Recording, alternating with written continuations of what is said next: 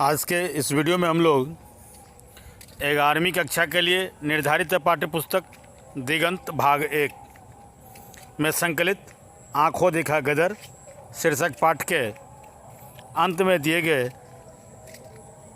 प्रश्नों को बनाने का प्रयास करेंगे, जिसमें पाठ के अंत में दिए गए प्रश्नावली के प्रश्न संख्या 13 से लेकर के 19 तक के प्रश्नों को बनाएंगे, जबकि इसके पहले के प्रश्न संख्या 1 से लेकर के 12 तक के प्रश्नों का हल इसके पहले के वीडियो में मैंने दिया था। शायद आप लोगों ने उसे देखा भी होगा। तो आइए अब आगे चलें और देखें कि इस पाठ के प्रश्नावली में दिए गए 13वें नंबर के प्रश्नों में या प्रश्न में क्या पूछा जा रहा है और उस प्रश्न के संभावित उत्तर क्या होंगे। इसमें जो इसके 13वें नंबर का जो प्रश्न है उसमें पूछा जा रहा है कि मैं महल में गोला बारूद भरकर इसी में आग लगाकर मर जाऊंगी।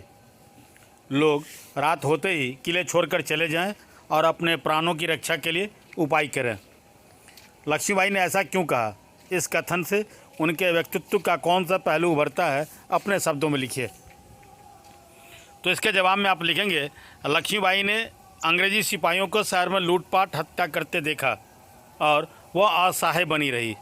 तब वह इस घटना से अत्यधिक व्यथित होकर आत्महत्या करने तक की बात को सोच डाली थी।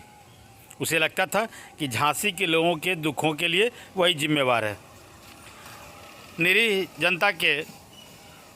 जनता की दुर्दशाओं से परेशान लक्ष्मीबाई ने कहा कि लोग रात के समय किले से बाहर चले जाएं और अपनी जान बचाएं। वह महल में गोला बारूद भरकर उसमें आग लगा देगी और उसी में जलकर भस्म हो जाएगी। रानी के इस कथन से उसके नारी सुलभ कोमल चरित्र एवं वीरोचित व्यक्तित्व का पता चलता है। क्लियर? अब इसके अगले सवाल हैं जिसमें पूछा जा रहा है कि यहाँ आत्महत्या करके पाप संचय करने की अपेक्षा युद्ध में स्वर्ग जितना उत्तम है। वृद्ध सरदार के इस कथन का लक्ष्मीबाई पर क्या प्रभाव पड़ा? तो इसके जवाब में आप लिखेंगे, शहर में गोरे सिपाहियों के उपद्रव करने के बाद भी जब रानी कोई प्रतिकार नहीं कर पा रही थी और असहाय बनी रही, तब वह अत्यधिक दुखों से व्यथित होकर आत्महत्या करने तक की सोची। वह महल में गोला बारूद को आग लगाकर उसमें जल जाना चाहती थी, लेकिन मौके पर एक वृद्ध सरदार ने लक्ष्मीबाई को समझाया कि आत्महत्या अनुचित है, यह पाप भी है। वीरों के लिए आत्महत्या से अच्छा है कि वह रण क्षेत्र में लड़ते हुए वीरगति को प्राप्त करे। युद्ध भूमि में वीरगति को प्राप्त करने वाले को यश की प्राप्ति होती है, अतः उन्हें आत्महत्या करने के ख्याल का त्याग कर देना चाहिए। इसका रानी पर सकारात्मक प्रभाव पड़ा। सरदार के समझाने से लक्ष्मीबाई को कुछ धीरज बंधा और वह स्वस्थ हुई। क्लियर? अगले सवाल है कि मैं आधे सेर चावल की हकदार, मेरी ऐसी राणमूड़ को विधवा धर्म छोड़कर यह सब उद्योग करने की ज़रूरत नहीं थी, परंतु धर्म की रक्षा के लिए जब इस क्रम में प्रवृत्त हुई हूँ तो उसके लिए ऐश्वर्य, सुख, मान, प्राण सबकी आशा छोड़ बैठी हूँ। लक्ष्मीबाई के इस कथन की सप्रसंग व्याख्या करें। यहाँ एक चीज़ देखना है कि यहाँ लिखा है कि इस क्रम, ये क्रम नहीं होकर ये कर्म होगा। जब इस कर्म में प्रवृत्त हुई हूँ तो उसके लिए ऐश्वर्य, सुख, मान, प्राण सबकी आशा छोड़ बैठी हूँ। लक्ष्मीबाई के इस कथन की सप्रसंग व्याख्या करें। तो इसके जवाब में लिखेंगे, प्रस्तुत पंक्तियाँ 11वीं कक्षा के लिए निर्धारित पाठ्यपुस्तक दिगंत में संकलित आँखों देखा गदर शीर्षक पाठ से ली गई है। विष्णु भट्ट गोडसे बरसईकर इस पाठ के लेखक हैं।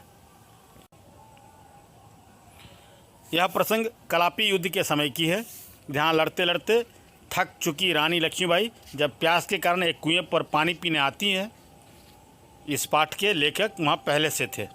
हालांकि लक्ष्मीबाई पानी पीने के बाद चली गई, लेकिन जाने के पहले लेखक को पहचान लेने से रानी ने विदा लेते समय उनसे यह बातें कही थी। यहाँ इन पंक्तियों में लक्ष्मीबाई निराश होकर बताती हैं कि वह विधवा है और उसे वैधव्य जीवन बिताना चाहिए था। लेकिन जब अपने धर्म और कर्तव्य के कार्यों में लगी, अपने सभी सुख आदि राजधर्म को अर्पित कर देना ही वह सब कुछ समझी थी। उसे ऐश्वर्य, सुख, यश, किसी भी चीज़ की कोई चाह नहीं थी। बस राजहित का काम करना ही एकमात्र उसके जीवन का उद्देश्य था। आत्मबल मजबूत होने के बाद भी युद्ध में सफलता नहीं मिलती देख वह शक्ति छीन हो रही थी। क्लियर? अब इसके अगले सवाल हैं कि आप विद्वान हैं, अतः मेरे लिए पानी न खींचे। लक्ष्मीबाई के इस कथन से उनके व्यक्तित्व का कौन सा पहलू उभरता है? तो इसके जवाब में आप लिखेंगे, कलापी में युद्ध करते करते थक चुकी लक्ष्मीबाई जब प्यास बुझाने कुएं के पास आई, लेखक ने रानी को कुएं से पानी निकालकर पिलाना चाहा, लेकिन रानी ने उन्हें पहचान लिया। रानी विनम्रतापूर्वक लेखक से बोली, आप विद्वान हैं, आप मेरे लिए पानी ना खींचे, मैं खुद पानी पी लूँगी। रानी के इस कथन से लक्ष्मीबाई के मन में विद्वानों और गुणीजनों के प्रति उनके सम्मान और श्रद्धा का पता चलता है। वह विद्वानों से सेवा कराना अनुचित और अनैतिक कार्य मानती थी। क्लियर? अब इसके अगले सवाल हैं, कलापी की लड़ाई का वर्णन लेखक ने किस तरह किया है? कलापी युद्ध के तीसरे दिन सिपाहियों ने क्या किया? तो इसके जवाब में आप लिखेंगे कि लेखक विष्णु भट्ट गोडसे ने इस पाठ में कलापी युद्ध के यथार्थ का बड़ा ही सहज वर्णन किया है। उन्होंने इस पाठ में बताया है कि पेशवा के पराजय के बाद अंग्रेजी फौज एक के बाद एक लड़ाई जीत चुकी थी। इससे जहां अंग्रेजी सैनिकों का मनोबल उठा हुआ था, अर्थात मजबूत हुआ था, वहीं झांसी के सैनिकों का मनोबल टूट चुका था। पुराने अनुभवी सैनिक पलटन छोड़कर जाने लग गए थे। ऐसे में उनकी जगह भर्ती किए गए अधिकांश लोगों में चोर और लुटेरे किस्म के लोग थे। उन्हें इस तरह के युद्ध का भी कोई अनुभव नहीं था। कलापी के युद्ध के तीसरे दिन जब इन सिपाहियों को लगा कि अंग्रेज़ का मुकाबला कर पाना मुश्किल है, तब उनमें से सैकड़ों सैनिक युद्ध को छोड़ शहर में प्रवेश कर गए। युद्ध भूमि से भागे इन सैनिकों ने शहर में लूटपाट और हत्याओं के जैसे उपद्रव मचाने लगे। इस घटना में सबसे अधिक दुर्दशा स्त्रियों की हुई थी। क्लियर? अब इसके अगले सवाल हैं कि लक्ष्मीबाई की मृत्यु किस तरह हुई थी? उनकी वीरता का वर्णन अपने शब्दों में करें। तो इसके जवाब में आप लिखेंगे, झांसी की रानी एक वीरांगना स्त्री थी जिसने अंग्रेज़ों के सामने कभी अपने घुटने नहीं टेके। वह अथक रात दिन अंग्रेज़ों के विरुद्ध रणनीतियाँ बनाती। वह कभी गश्त लगाकर शहर और मोर्चे को देखती और उसका बंदोबस्त करती, तो कभी युद्ध में शामिल सैनिकों का उत्साहवर्धन करती थी। दुश्मन सेना के किले में प्रवेश कर जाने के बाद भी लक्ष्मीबाई हिम्मत नहीं हारी। वह एक वीरांगना की भांति अपने बहादुर विलायती सैनिकों के साथ अंग्रेजी फौज पर टूट पड़ी। दुश्मन की सेना को तितर बितर करती वह कलापी जा पहुंची। वहाँ भी भयंकर युद्ध हुआ। इसके बाद लक्ष्मीबाई ग्वालियर होते हुए मुरार गई।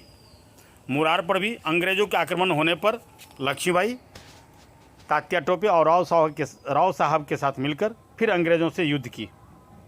यहीं उन्हें गोली लगी थी। गोली लगने के बाद भी वह दुश्मनों को मारते हुए आगे निकल रही थी कि अचानक अंग्रेज़ों के एक सैनिक ने उनके जांघ पर तलवार से प्रहार कर दिया।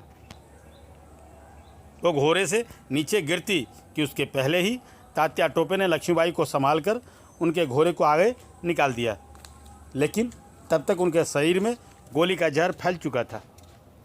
युद्ध भूमि के पास ही एक जगह पर वह वीरगति को प्राप्त हो गई। स्थानीय लोगों की मदद से वह वहीं रानी का अंतिम संस्कार कर दिया गया। लक्ष्मीबाई अपनी इसी वीरता और त्याग के लिए अभी भी याद की जाती हैं और उनकी वीरता हमेशा भारतीयों को प्रेरित करती रहेंगी। अब इसके अगले सवाल जो 19वें नंबर का सवाल है, उसमें 100 प्रसंग व्याख्या करना है। उसमें पहली जो पंक्ति है जिसकी व्याख्या करना है कि परंतु निराशा की शक्ति भी कुछ विलक्षण ही होती है। तो इसके जवाब में आप लिखेंगे कि 11वीं कक्षा के लिए निर्धारित पाठ्यपुस्तक दिगंत में संकलित आंखों देखा गदर से यह पंक्ति उद्धृत है। विष्णु भट्ट गोडसे बरसईकर इसके लेखक हैं। उपर्युक्त पंक्ति तात्या टोपे की हार के बाद झांसी के सैनिकों में उपजी निराशा के बीच की है। झांसी के अंग्रेज़ों के हाथ चले जाने के भय ने लक्ष्मीबाई के सैनिकों में एक नए आत्मविश्वास को पैदा किया था। क्लियर। 10वें दिन के युद्ध में तात्या टोपे की हार होते ही अंग्रेजी सैनिकों का मनोबल बढ़ चुका था। अंग्रेज झांसी के सैनिकों पर भारी पड़ने लगे थे। उनके इस आक्रामकता से झांसी के सैनिक निराश और परेशान थे। लक्ष्मीबाई के सैनिकों को लगने लगा था झांसी अब अंग्रेज़ों के हाथ आ जाएगी। यह सोचकर ही झांसी के सैनिकों में एक नए उत्साह का संचार हुआ। टूट चुकी उनकी हौसला अब परवान चढ़ने लगी। हार और निराशा के बीच से उत्पन्न इस उत्साह में विलक्षण शक्ति थी जो अंग्रेज़ों से मुकाबला करने का आत्मविश्वास पैदा कर रहा था। झांसी की रानी के साथ वहाँ के सरदार और सैनिक अब पहले से भी अधिक दोगुने जोश के साथ परकोटे की दीवारों पर मेहनत कर रात में ही मोर्चे को दुरुस्त कर लिया और अंग्रेज़ों पर तोप के गोलों की झड़ी लगा दी। रात भर किले के भीतर सभी लोग रानी के साथ जागते रहे। किसी ने भी आराम नहीं किया। उस दिन की प्रतिकूल परिस्थितियों में भी लक्ष्मीबाई तनिक भी आत्मविश्वास और धैर्य को नहीं खोई। क्लियर। अब इसकी दूसरी पंक्ति है कि भेड़िए जब भेड़ों के झुंड पर झपटते हैं तब भेड़ों के प्राण की जो दशा होती है वही इस समय लोगों की थी। इस पंक्ति के भी आशय स्पष्ट करना है, यानी आशय नहीं, सप्रसंग व्याख्याएं इसका भी करना है। तो इसके जवाब में भी लिखेंगे 11वीं कक्षा के लिए निर्धारित पाठ्यपुस्तक दिगंत भाग 1 में संकलित आंखों देखा गदर से प्रस्तुत यह पंक्ति उद्धृत है। विष्णु भट्ट गोडसे वरसईकर इसके लेखक हैं। यह पंक्ति उस समय की है जब अंग्रेज़ों के सैनिक शहर में लूटपाट मचा रहे थे। झांसी के लोग निरीह की तरह अपनी जान बचाने में लगे थे। 12वें दिन गोरे सैनिक शहर में प्रवेश करते ही शहर में कोहराम मचा दिया। 5 वर्ष से लेकर 80 वर्ष तक के सभी पुरुषों को न केवल मार रहे थे वे, बल्कि शहर को लूटने में भी लगे थे। लोगों के घर में सोना चांदी नकदी अनाज जो भी थे सब इन लोगों ने लूट लिए। चारों तरफ कोहराम मचा था। कोई किसी को देखने वाला नहीं था। सबको अपना जान बचाना मुश्किल हो रहा था। झांसी के लोगों की स्थिति ठीक उसी तरह की थी जो भेड़ के झुंड पर भेड़िए के आक्रमण से होता है। भेड़ के झुंड में भगदड़ मच जाता है। सब अपनी जान बचाने के लिए इधर उधर भागने लग जाते हैं। प्रतिरोध की शक्ति नहीं होने से निरीह की तरह मरने के अतिरिक्त उनके पास अन्य कोई उपाय नहीं होता। झांसी की जनता का भी लगभग वही स्थिति थी। लोग भेड़ की तरह क्रूर अंग्रेज सैनिकों के शिकार बनते जा रहे थे। भय और आतंक से वे अपनी बुद्धि और विवेक को खो चुके थे। बस बचाने के उपाय में जिसको जहाँ भी जगह मिला वे वहीं छिपने की कोशिश करने लगे। भयाक्रांत लोगों को बचाने वाला कोई नहीं था। क्लियर। अब इसकी अगली पंक्ति है, आत्महत्या करना बड़ा पाप है।